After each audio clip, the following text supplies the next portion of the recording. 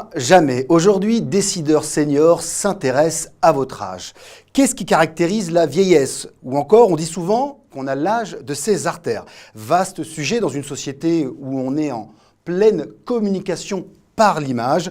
Je reçois aujourd'hui Denis Guillot, professeur de marketing à l'université Paris-Dauphine. Bonjour Denis. Bonjour Thierry. Alors, je suis ravi de vous recevoir puisque vous avez mené une étude sur la perception qu'ont les gens de la vieillesse. Parlez-nous de cette étude.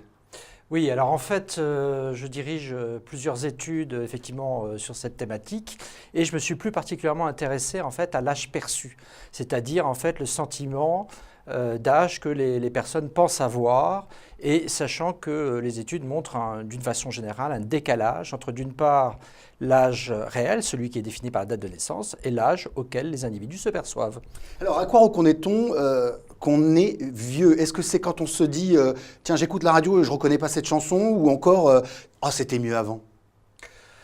Bon, en fait, je dirais que c'est un sentiment qui est certainement beaucoup plus global. Il y a d'une part, en fait, le sentiment d'avancer dans l'âge, puisque ça va se manifester effectivement par exemple, des petites pertes de mémoire, des problèmes éventuels de motricité. On est moins mobile, on est moins habile également. Mais d'une façon générale, en dépit je dirais, de problèmes de santé qui peuvent survenir, je dirais, à partir de 70 ans, je dirais que c'est davantage un sentiment intérieur qu'une réalité objective, sauf bien sûr à un âge très avancé. Alors quelle est la méthodologie que vous avez utilisée pour traduire cette étude ? Alors, en fait, dans le cadre de ces études, en fait, on administre en fait une échelle que j'ai préalablement testée d'ailleurs sur un grand nombre d'échantillons. Et en fait, dans cette étude, on pose quatre questions essentielles pour pouvoir cerner en fait la perception de l'âge. C'est-à-dire qu'on va demander aux individus à quel âge ils se sentent, en termes d'apparence physique, quel âge ils se donnent, et la même chose sur le plan des centres d'intérêt. Alors concrètement, que dit cette étude autour de ces quatre grandes questions? Alors, autour de ces quatre grandes questions, en fait, cette étude, elle montre que sur une population âgée de 50 à 75 ans, les individus ont tendance à se rajeunir de 10 à 15 ans, ah oui, à ce point-là, plus jeunes que l'âge. Oui, oui, tout à fait.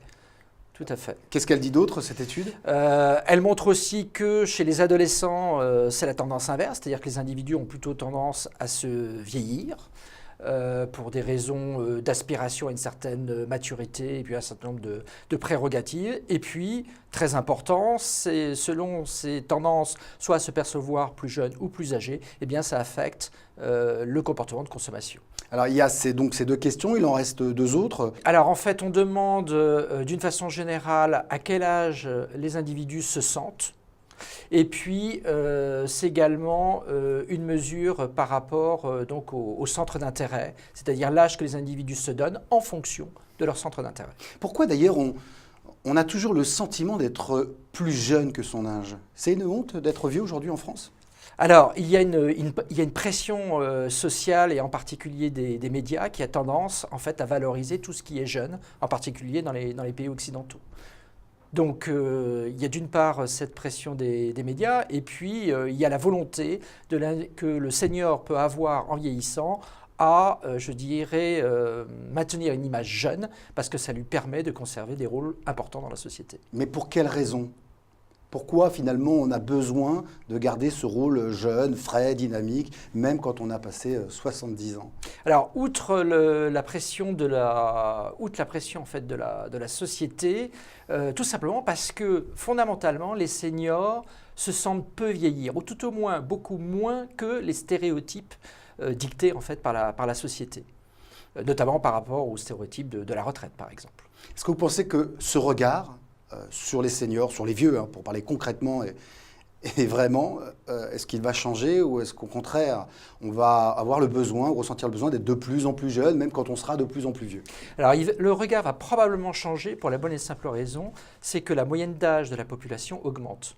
Donc, compte tenu en fait du vieillissement démographique, l'âge moyen de la population s'élevant, ça veut dire qu'avant on disait que 20 ans c'était l'âge idéal. Aujourd'hui, probablement l'âge idéal, ce sera davantage autour de 40 ans. Or, pour un individu de 50-55 ans, c'est l'âge auquel il va se percevoir.